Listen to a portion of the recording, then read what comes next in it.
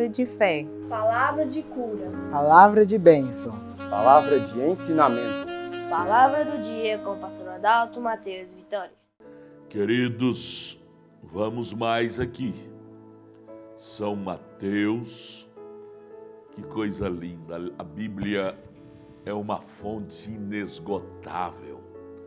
Quanto mais você lê, flui mais coisas maravilhosas atrás dessas letras, hein? Quanto mais você lê a Bíblia, mais verdade você encontra dentro da Bíblia. Já visto que Jesus se identificou que a Bíblia é Ele disse, eu. São João 14, verso 6, não é? Eu sou o caminho, a verdade e a vida. Portanto, a Bíblia não é um livro morto, é um livro de vida, porque a Bíblia é Deus, é a palavra de Deus, né? Então aqui São Mateus 16, a partir do verso 16 a seguir, Jesus interrogou aquele povão que lhe seguia sobre o que eles achavam dele. Cada um teve seu palpite. Agora aqui no verso 16 de São Mateus 16, ele vira para os 12 discípulos que estavam mais perto dele, que lhe acompanhavam mais de perto, e disse, e vocês, que dizem que eu sou? Aí Simão Pedro, que era aquele crente corajoso, sabe? Corajoso, você não pode ser um crente medroso. Você tem que ser um crente corajoso, ainda que erre, mas tentando acertar. Pedro errou demais, mas todas as vezes foi tentando acertar. Viu? Deus gosta de ver em você ação. Crente que não tem ação não vai ter realização, não é? Então Pedro, respondendo, disse, tu és o Cristo. Minha conclusão sobre ti, a conclusão da minha alma sobre ti, é esta, que tu és o Cristo, o Filho do Deus vivo. Aquilo agradou a Jesus, ouvir aquela palavra de Pedro, sobre quem ele era. Queridos, você tem que saber disto. Quando você crê da maneira correta em Deus, agrada a Deus. Agrada Deus ouvir de nós coisas que não chocam com a sua palavra. Deus fica feliz, regozijante, alegre em ouvir de nós decisões corretas acerca dele, viu? E isto, para termos esse tipo de decisão correta acerca dele, precisamos ser iluminados, ter um espírito iluminado, uma alma iluminada, uma visão espiritual iluminada. E essa iluminação não pode ser artificial, de teologia, de estudo humano. Sabe, você tem que ler a letra da Bíblia, mas você tem que entrar no espírito que está por detrás da letra. Jesus chega a dizer que a letra mata, se nós ficar só com ela, vamos morrer de ego, que a letra nos deixa muito egocêntrico. Eu sei melhor do que o outro, eu conheço melhor, minha faculdade, eu tenho mais faculdade do que o outro, tem mais diploma do que o outro. Isso é letra, isso é letra. A letra nos envaidece e ela nos mata. Jesus disse, a letra mata, mata de vaidade, mata de egoísmo, mata de promoção pessoal, isso mata. Mas tem que ter ela, tem, é básico.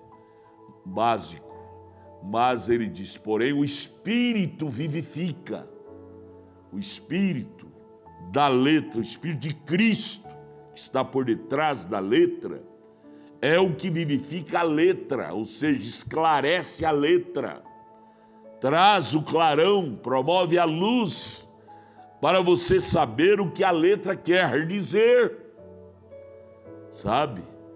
Para você ler a Bíblia e saber o que cada letra da Bíblia está falando, o primeiro passo é entrar no Espírito de Cristo. É o Espírito de Cristo que te iluminará para saber o que cada letra da Bíblia está expressando veridicamente, não supostamente. Se você não entrar no Espírito de Cristo para te iluminar, ler a Bíblia, você vai ser um crente cheio de suposição. Seus argumentos vão ser baseados na suposição do A, do B, que você ouviu ali, ouviu acolá. E suposições humanas nem sempre são corretas, porque suposição humana muitas vezes são por conveniência. Torcem a letra para satisfazer nossos apetites. E nem sempre nossos apetites, nossos gostos da nossa carne agrada a Deus. Sabia disso? Coríntios 15, verso 50. Carne e sangue não herdam o reino de Deus. Davi fala no Salmo 66, verso 18. Se eu atentar para a iniquidade da minha carne, Deus não me ouvirá. Iníqua, nossa carne é cheia de desejos iníquos, maléficos, sabe? Gosto, maneiras, sabe? Então, você precisa checar se o Espírito que está em você é o Espírito de Cristo. A Bíblia nos convida a fazermos um transplante de espírito. Lá em Ezequiel, capítulo 36, a Bíblia nos chama para fazermos um transplante de coração, um transplante de espírito. Ela nos promete em Deus nos dar um novo espírito, um novo coração, ou seja, uma nova regência do nosso homem interior. Nós nascemos com uma regência carnal, pelo nascimento carnal, que herdamos de nosso pai, de nossa mãe, de nossos avós, nossa raiz genealógica humana. E esta raiz genealógica humana, ela tem que ser eliminada de nós no novo nascimento. João 3,3. Jesus disse para Nicodemos, Nicodemos, você só tem a letra, Nicodemos. Por isso que você não me conhece. Você sendo um grande pastor de uma das maiores sinagogas aqui de Israel, você ainda me olha, me conhece de uma forma carnal. Você é doutor em teologia, mestre dos mestres, Nicodemos. Mas você ainda está sendo regido pelo seu primeiro nascimento. E o seu primeiro nascimento é mundano, é carnal. Você herdou isso, suas tradições de seus ancestrais humanos. Você precisa nascer de novo do seu espírito para você herdar uma nova genealogia que vem do Pai Celestial, para você ter visão do Pai Celestial. Você ainda está tendo a visão do Pai terreno, do Pai humano, do Pai teologia humana, estudo humano. Você precisa ter um novo nascimento, trocar de pai, trocar de genealogia, trocar de genética espiritual, abandonando esse primeiro espírito, essa primeira regência e entrando no novo espírito. Ezequiel 36, eu vos darei um novo coração, um novo espírito e colocarei o meu espírito nesse novo espírito seu. Isto sim, queridos, é cristianismo. Fora disto, é carnalidade. Temos um monte de gente hoje dizendo que são cristãos, mas tudo com velho nascimento. Primeiro nascimento, carnais, interpretações da Bíblia de forma carnal. Por isso que temos esse monte de religião na terra. E cada um puxando sardinha para o seu prato. E brigando com a outra. Você é falso, eu sou verdadeiro. Isso é tudo egocentrismo. Brigando por causa do seu ponto de vista. seu ego. Jesus disse: vós tendes por pai o diabo. Foi isto que Jesus falou para os sacerdotes. Ele não estava falando para leigos, não. Ele falou isso para Anás, Caifás, gente grande das sinagogas. Porque não tinham nascido de novo. Não tinha deixado o velho espírito, a velha cultura, a velha natureza que herdou de seus pais. Lembra de João Batista? Por que ele não pôde conviver com o seu pai, que era sacerdote, Zacarias? Porque ele tinha o ministério de Deus. Ele era um predestinado para ser o dedão de Deus na terra, para apontar o Messias para o povo.